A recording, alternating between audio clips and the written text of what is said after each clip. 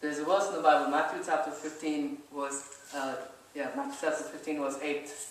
It says, "These people honor me with their lips, but their hearts are far away from me." And I happen to be one of those people, I was very much one of those people. So hi everyone, my name is Cherian Abraham, for those of you who've never seen me before. Let me start by saying that I'm really, really happy to see you guys here, and I can't tell you how happy I am to see you guys here. And as to those of you who have known me before, a lot of people keep asking me as to why I've changed, why I've become this person. I'm going to start by telling you that I was born into a Christian family with parents who are actually very devout believers. And but then I happened to be a churchgoer out of force and never, if I had the opportunity, I would just sit back at home and watch TV. Yeah, that's the way it was. And yeah, so anyway, I got to college and university and experimented with the freedom I had, because now I was in a different place away from home, and so I had every bit of freedom with me. Okay, and I still used to go to church. I still used to go to church thinking going to church on a Sunday makes everything alright. No? And the rest of the week is just alright because you went to church on a Sunday.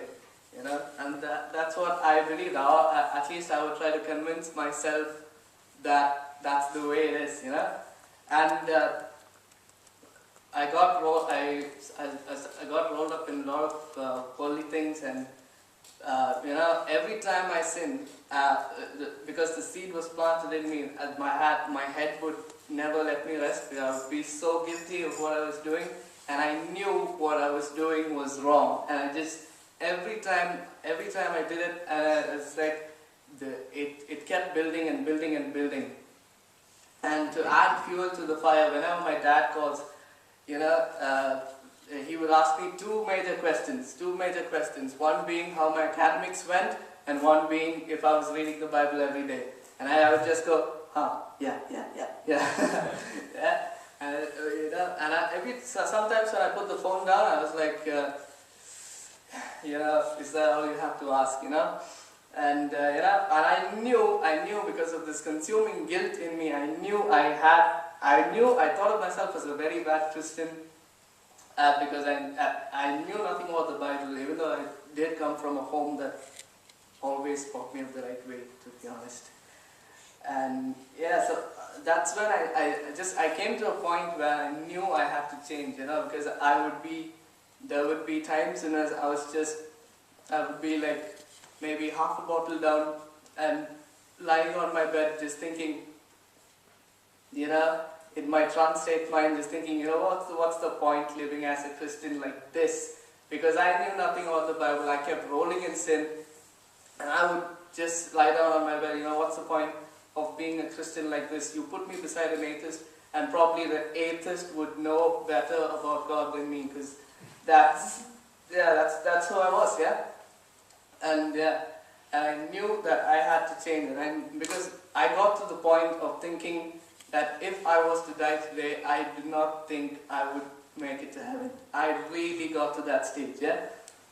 And I knew I had to change. And then I started attending Swansea Union Christian meetings. I started going for Bible study conducted by Annie and Garrett here, and those were like the building blocks to my change. And one fine day I got to know about this Muslim debater through a friend of mine, Abhishek, sitting at the back, and I started watching YouTube videos of Muslims and Christians debating and everything, and I couldn't answer a single question. And I found it really interesting as to how I ended up finding one answer when I just picked up a random verse from my mobile Bible app, and I started watching testimonies after testimonies after testimonies on YouTube. For a few days, that's all I did at night. I would watch videos coming from Muslim converts.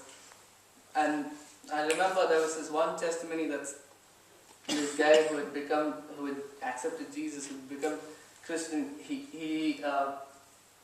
His family had forsaken him because now he's Christian. And opened up the Bible to read in Psalms 27 verse 10 where it says, though your father and mother may forsake you, but I the Lord will receive you. When I heard that, it was like the veil was lifted. I was blind, but now I see. It was like revelation had struck, and this book, the Bible, had come alive. I started understanding the Bible much more than before. Before whenever I used to read the Bible, it was just words. Today it's living, and I can see whatever is written in this come alive. There's a verse in the Bible that says, 2 Corinthians 5:17. It says, for those who are a new creation in Christ, the old is gone and the new has come. And thank God, May 15, 2011, this year, sitting on my couch, that I had felt joy like never before. I had felt joy like never before, just consuming me, and I was smiling like as if there was a hanger in my mouth. Not kidding, yeah? And I was smiling like as if there was a hanger in my mouth.